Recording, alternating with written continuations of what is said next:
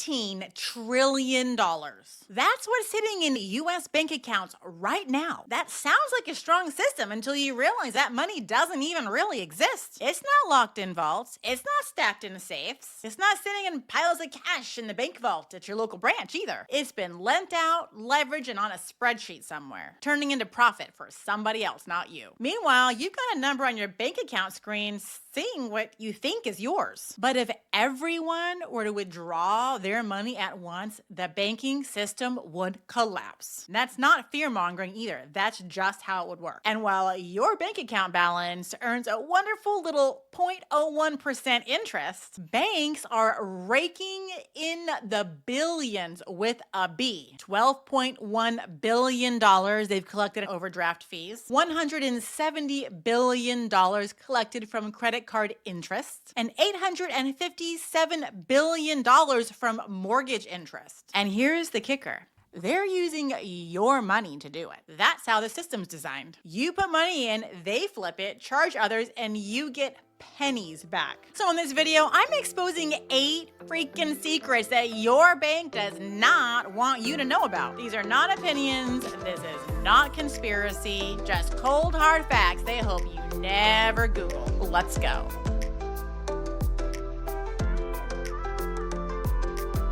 All right, let me break a myth real quick. When you deposit your paycheck to a bank account, you're not putting it somewhere safe. You're handing it to a business that's legally allowed to take your money and immediately lend it to someone else. It's called fractional reserve banking. And guess what? As of 2020, banks are no longer required to keep any of your money in their actual bank. Zero. Nada. Not even 10%. They can take 100% of what you deposited into your bank account and multiply that 2x, 3x, 4x to people you'll never even meet. Picture this. You deposit $1,000. They turn it into $10,000 worth of loans immediately. That loan money, it buys someone a car, a house, or it gets swiped at Target on a credit card. And then the bank earns 6% to 23% interest on those loans. Meanwhile, your $1,000 that you gave the bank sits in your bank account and you see a statement that you earned 0.01% interest. That's 10 cents a month. And if you overdraft by $5, why, that'll be a $35 charge. Let that sink in for a minute. The bank is using your money to make massive profits. And then they're penalizing you if your bank account balance drops too low. They're not protecting your money. They're profiting off of your trust. Now, walk into any bank and it feels like you're the priority. They smile, they offer you a little lollipop, hand you a free checking account, and maybe a coffee mug. But that friendliness is called marketing. The truth is, you're the asset. Your name, your balance, your spending habits, your credit profile, it's all monetized. Because think about it. Behind the counter, the bank people aren't asking, how can we help them save more money? They're thinking, how can we lend against your deposits? What loan program can I offer her? And what fees can I charge her to access her own money? Every app, every rewards feature, every convenience tool, it's a sales funnel designed to increase one thing, your debt. Because the more integrated you are into all their systems, the more money that you generate for them. They don't care how much money you have. They care how much money you'll borrow. Because banks don't grow by saving you money.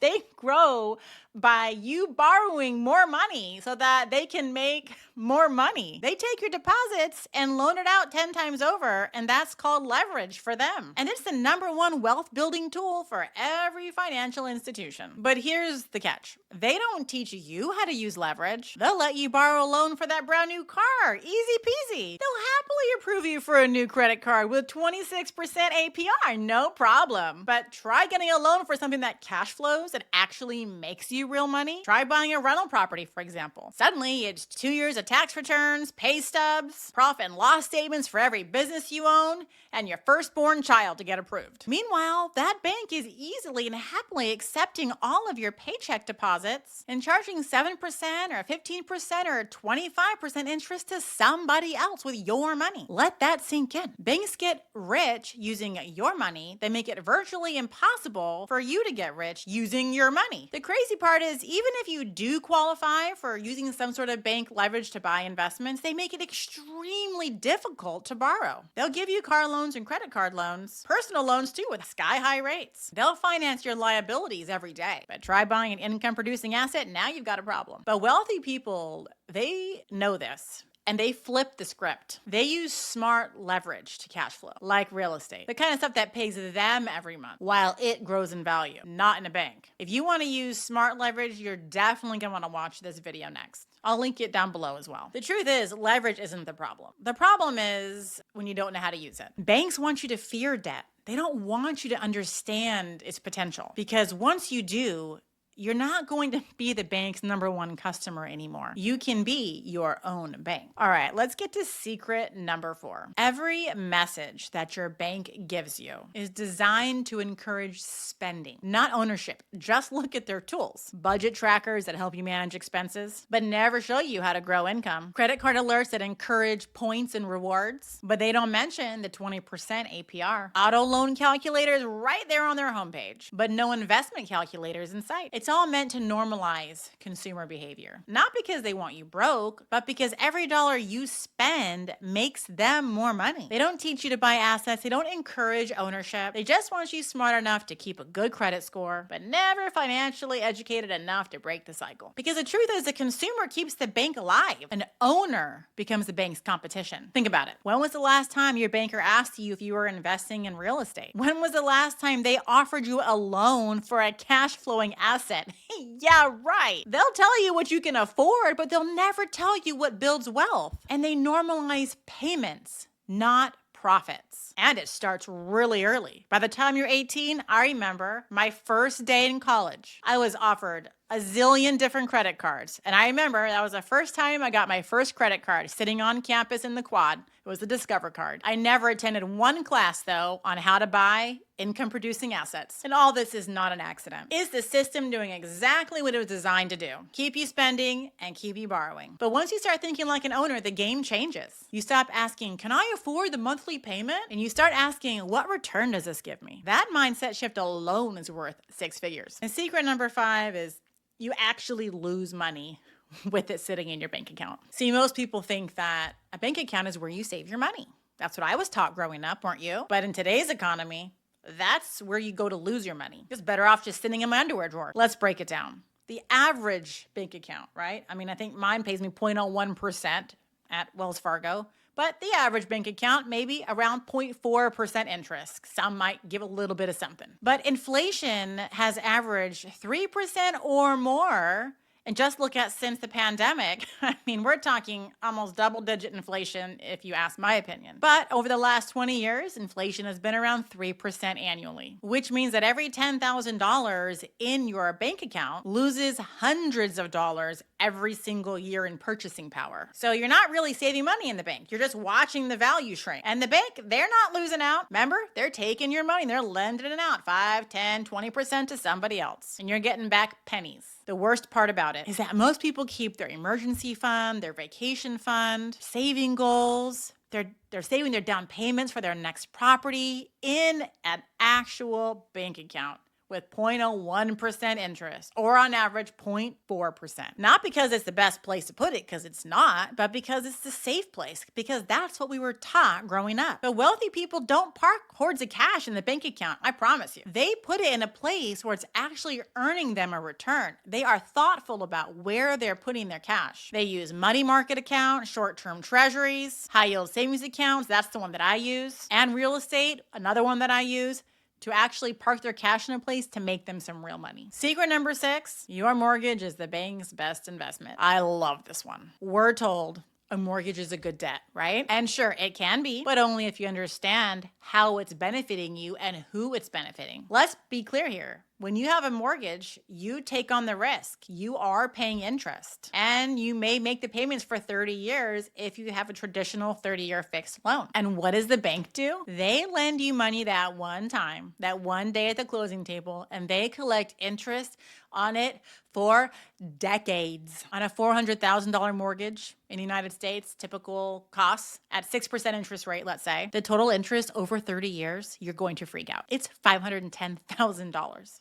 That's interest. That's not including the payment of the $400,000 for the house itself. So you don't just buy a home, you buy a home twice when you use a mortgage. Once for you and then once for the bank. And the first 7 to 10 years of payments, that's pretty much all interest payments. You're not paying interest and principal equally throughout every payment for 30 years. That's called amortization, and you can look that one up if you need some more clarification. But it front loads interest first. And the farther you get into your 30 years, the more you actually start paying off the principal loan balance. It's a scam. And even worse is if you refinance to get a lower interest rate, let's say, you start that 30-year cycle all over again with a brand new loan, all over again with the front-loaded interest right in the beginning years. Now, don't get me wrong. This doesn't mean a mortgage is bad. I have mortgages on all my properties, and I'm grateful for them. But if you don't understand how the math works and you aren't using it wisely, you're just another consumer. Wealthy people look at mortgages differently. They ask, how fast can I build equity? Can I house hack, rent a room, or otherwise turn this property into a cash flowing asset? Does this debt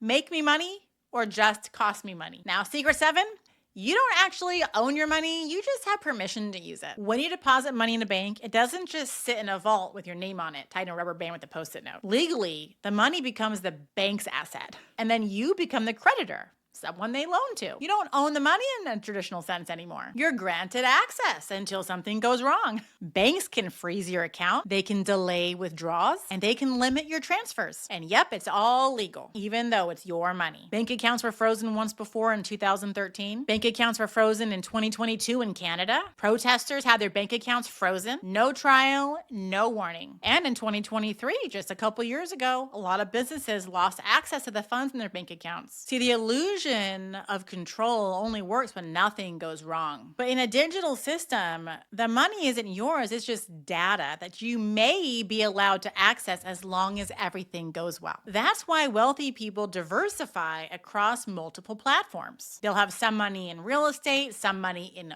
actual gold, some money in actual silver, some money in random different brokerage accounts. They'll also have their money put into business ownership. They don't rely on a single gatekeeper, a bank, to hold all their funds. They build systems that they can't get locked out of. Now, secret number 8 is that the system isn't actually broken. It was designed that way. People love to say, oh, the system was broken. But that's not true. The system is working exactly as it was designed. It just wasn't designed for your benefit. It wasn't built to make you wealthy. It was built to make you reliable, a consistent depositor, a predictable borrower, a profitable customer. Banks don't really want chaos. They just want predictable patterns. And that's why you're rewarded for having and using a credit card, not for avoiding one. If you don't have credit cards, you don't have a high credit score. You're encouraged to take that 30-year mortgage, not buy what you can actually afford. You're taught to save for retirement in accounts they control with fees that you don't notice. It's all designed to just keep you inside the system. Work, save, spend, repeat. Work, save, spend, repeat. And any time that you step out of the lines, invest on your own, start a business, use debt to build wealth,